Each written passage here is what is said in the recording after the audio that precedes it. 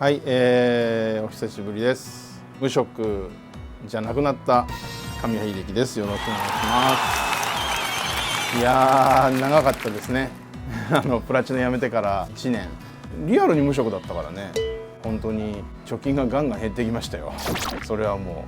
う毎週おもちゃも買ってますしね。おもちゃがねめちゃくちゃ高いんですよ最近。昔よりどんどん価格が上がってるし、昔出たやつが1年後にまた再販とかってしたやつももう当時の値段じゃないんですよ。何割かマシになってたりとかしてめちゃくちゃ高くなってるんですよね。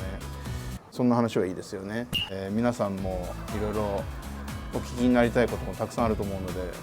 早速ね皆さんの質問にお答えしていきましょうか。ではまず一発目、ニット帽のコレクションを紹介してください。これねユニオンジャックのニット帽を僕持ってて、はるか昔ですけど取材とかでもかぶってたことがあったんでこの人知ってると思うんですけど、多分この辺にその当時の取材の時の写真を無断掲載してると思うんで。でこの帽子なんですけど僕も気に入ってたんですけど、これねなくしちゃったんですよ。でなくしたのが10年以上前だったと思うんですけど E3 の会場ですね。 E3 に行ってその時会場暑かったんで帽子脱いでポケットに入れといて、多分その時になんかスマホ取り出したりなんだりした時に落としちゃって、だからね拾った人は大事に使ってくださいで似たやつね俺も探したんだけどねないんですよね。まあぼちぼちね頭も寒い季節になってきたんでね、ニット帽をまたかぶっていこうかなと思います。次いきますね。これね結構長いんですけど、これ要するに俺がいなくなってもプラチナいいゲーム作っていくでしょうっていうこと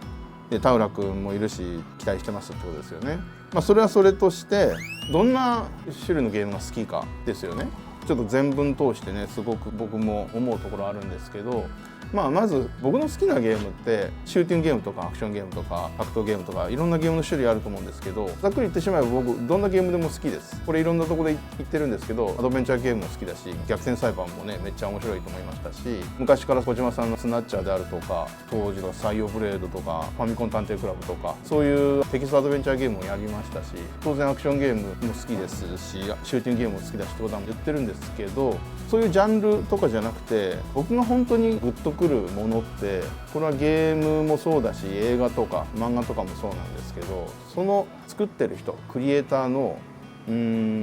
なんでしょうね、その人の強いパーソナリティ思考がにじみ出てる作品っていうやつが好きですかね。ゲームで言ったら著名なクリエイターの方たくさんいると思うんですけど、例えば小島さんとか、小島さん僕もスナッチャーとかすごい好きでしたし、あとプラチナでも一緒に仕事したことがある横尾さん、僕個人は横尾さんと一緒に仕事したことないんですけど、ああいう方々の作品って僕が語るまでもなく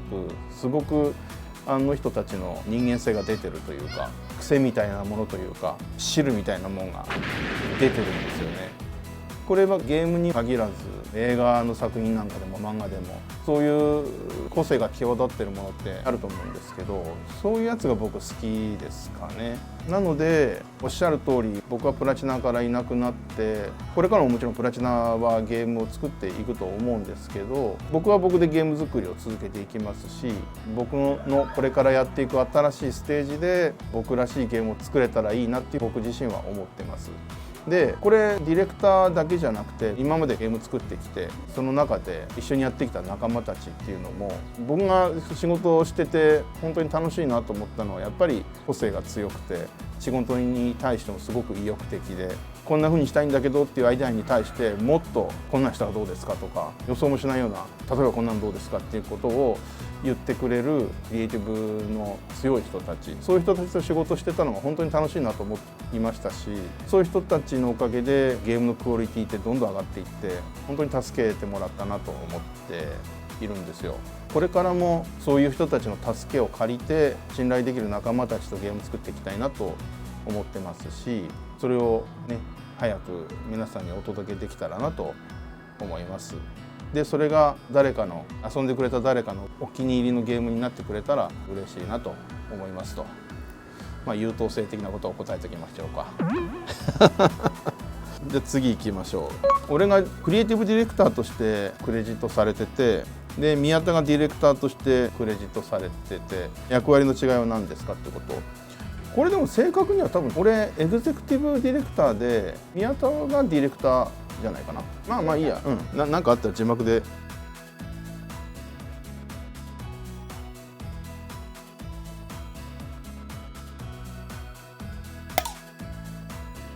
でゲームのディレクター、ゲーム作るのを現場で監督したのは宮田です。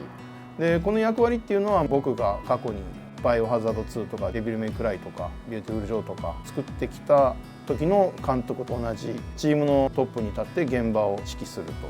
という役割をディレクターって呼んでるんですけど、ベヨネッタ3においては宮田がそのディレクターを務めました。でなんで僕がエグゼクティブディレクターっていう肩書きで、そこに加わってるのかというと、ベヨネッタっていう作品は僕が立ち上げて世界観だったりキャラクター設定だったりっていうのを決めてシナリオも書いてっていう風にベヨネッタ1の時にやりました。で続編を作ってきますよっていう時にベヨネッタ2もベヨネッタ3も僕はちょっと別の作品のディレクターをやってたのでベヨネッタ2ベヨネッタ3のディレクターをするっていうことはできなかったんですけど、作品の世界観ちゃんと統一性っていうのを守るために何て言うのかな、よく監修っていう言葉もゲーム作りの現場においては使われて、作られてるものが意図にちゃんと沿ったものかどうかっていうのをチェックするっていうそういう仕事もあるんですけど、その監修っていう仕事よりはもうちょっと深く入り込んでディレクターであるベヨネッタ3においては宮田、ベヨネッタ2においては橋本君と一緒にディスカッションして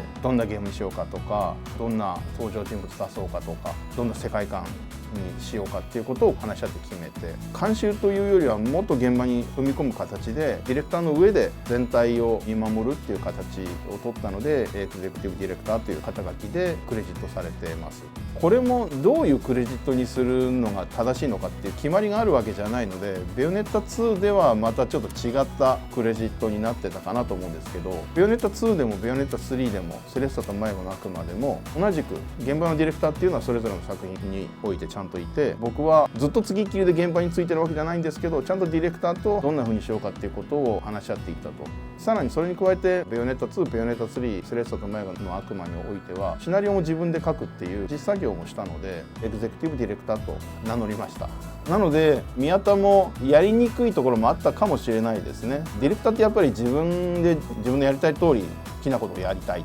その責任を全部負うっていう仕事だと思うんですけど、そこに僕が踏み込んできて、いやベヨネッタの世界観はこうだからちょっとここは守ってほしいっていうことだとか、それだったらこういうふうにしてほしいっていうことをちょっと踏み込んで口を挟むこともあったので、やりにくいところもあったのかなっていうふうには正直感じてます。が宮田もすごい才能のある人間だと思うので、彼は彼なりに今度はゼロから立ち上げる自分だけの世界観のゲームっていうのをこれから作っていってくれるんじゃないかなと期待しているので、楽しみに待ちたいなと思いますね。はい、ということでね、質問3問今回は一旦ここで締めようかなと思います。なんだっけ、はい、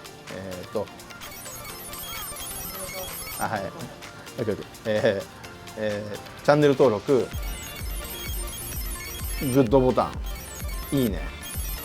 よろしくお願いします。グッドボタンといいね一緒だから。オッケーオッケー。チャンネル登録、グッドボタン、コメント、はい、よろしくお願いします。じゃあね、バイバイ。バイバイ。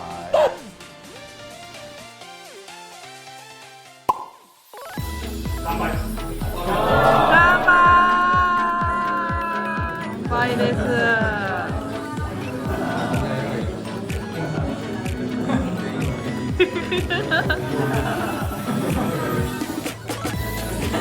肩が立ってる。